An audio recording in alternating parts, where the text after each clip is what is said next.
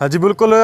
शाहरनि जो सरताज हज़रत शाह अब्दुल लतीफ़ भिटई जो शहर बुनियादी सहूलतुनि खां त महरूम आई आहे। असां हिन वक़्तु मौजूदु आहियूं वाटर सप्लाई ते, जिते हिते लखें रुपए जा जनरेटर मशीनरियूं त मौजूदु आहिनि, पर अफ़सोस सां चवणो थो पए त पीअण जो साफ़ पाणी बिछिया जे रवासिन खे नथो मिले।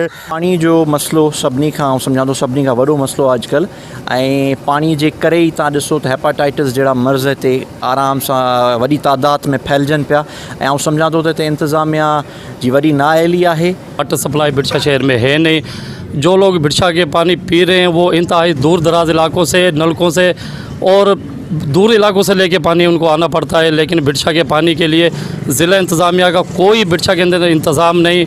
हिन वक़्तु जेको हिते असांजे भिटशा जो जेको बुनियादी जेको सभ खां अहम जेको मसइलो आहे सो आहे पीअण जे साफ़ पाणी जो मसइलो।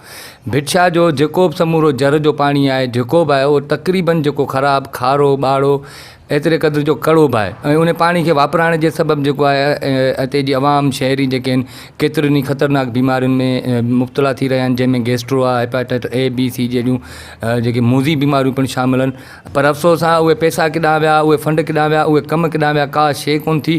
करोड़ रुपयनि जूं मशीनरियूं जनरेटर त मौजूदु आहिनि, पर उन्हनि खे हलाइण वारो अमलो न आहे, जंहिं करे बिछिया जा रवासी जेके आहिनि उहे पीअण जे साफ़ पाणी खां महरूम आहिनि। कैमरामैन ख़ालिद अली अबिड़े सां गॾु नौशाद अली बुगियो, सिंध TV न्यूज़।